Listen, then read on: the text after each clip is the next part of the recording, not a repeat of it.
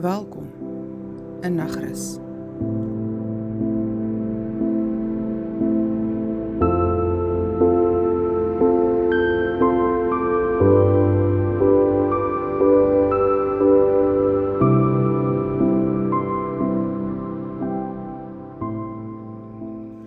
Ons dorp het gesukkel om wakker te word vanoggend. Dit mag dalk die nagevolge van die adrenalien van die laaste paar dae wees, of die nagevolge van gister se oordadigheid in Sarie se kroeg. Een ding is seker, almal het vanoggend die nagevolge gevoel. Intussen het ek by Kerkstraat nommer 3 ingetrek, tussen nommer 2 en nommer 4. Daar is geen voëlmis op die plafon nie, en die plek ruik nie meer na rotmis nie. Daar is wel nog 'n emalje reukie wat so agter in jou keel wil vat plek kry. My goedjies is nog nie uitgepak nie, maar ten minste kan ek al koffie maak. Kleinsus sê dat die telefoonlyne weer heel duidelik is. Sy het gehoor hoe oom Stoof van Klipfontein vir dokter Swanepoel vertel dat sy broer, dis nou oom Stoof se broer, oom Bakkies van Logrenberg, na sy asem hyg. Dokter het vir Gert Smal, ons posmeester, met die hospitaalse ambulans gestuur om vir oom Bakkies te gaan haal. Matrone het saamgery om seker te maak dat oom Bakkies gemaklik is agter in die ambulans. Ek wil nie snaaks wees nie, maar ons was almal onder die indruk dat oom Bakkies lank al die lepel in die dak gesteek het. Blykbaar het oom Bakkies wel die lepel gesteek in sy mond.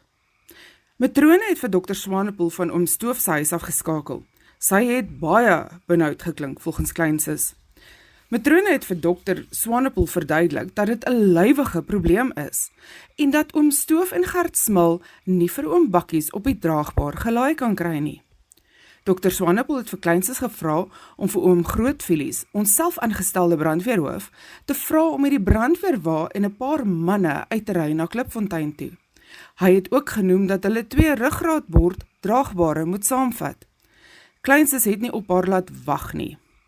Oom Grootvilies het vir Kleinvilies en Petrus Wingnut, wat op die stoep gesit en bier drink het, saamgesleep en vir Kleinsus gevra om vir Stoffel van Langesand, Koos van Witsand en Piet de Wet, agterkleinseun van generaal de Wet, te laat weet om hom by Klipfontein se hek in te wag.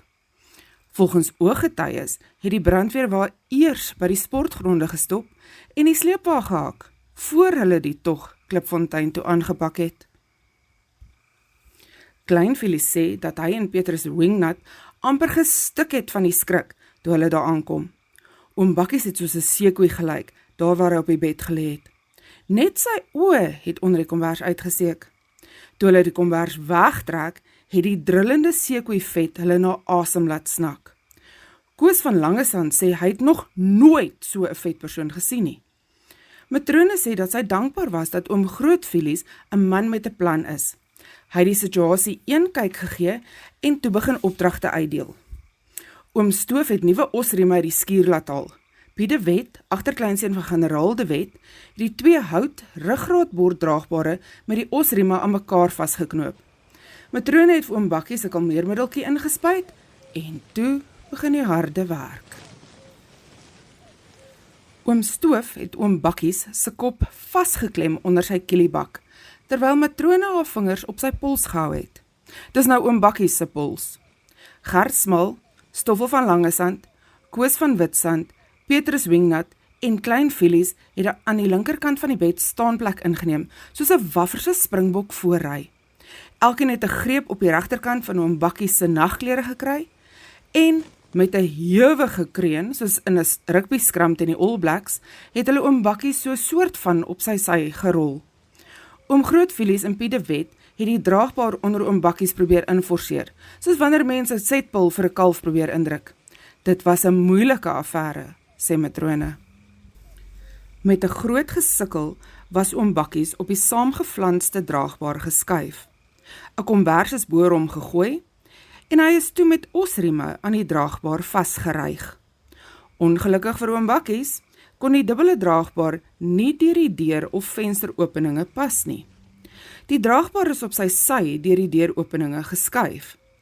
Dit was 'n gestootery en getrekkery totdat die draagbaar met oom Bakkies aan uiteindelik op die stoep beland het. Die volgende uitdaging was die ambulans.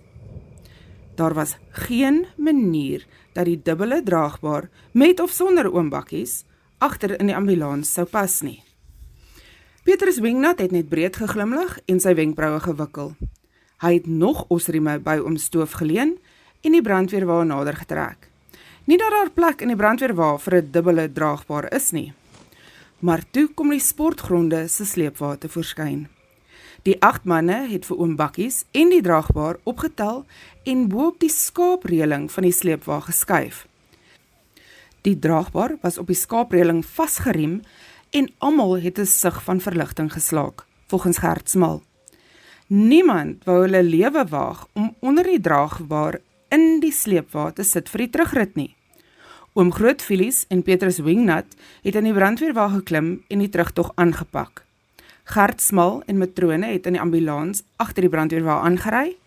Klein Filies het by oom Stoof in die bakkie geklim en so het die Klipfontein stoet in die dorp aangekom. Gelukkig is die deure in die hospitaal weier en die dubbele draagbaar is op 2 beddens geplaas en ingestoot tot by die ekstrale afdeling. Die osrieme om oom Bakkies is losgemaak en die 2 gewielde hospitaalbeddens is daarmee aan mekaar vasgeknoop. Daar is nie 'n groot genoeg bed in die hospitaal nie en die geïmproviseerde draagbaar het dus nog nie klaar sy doel gedien nie.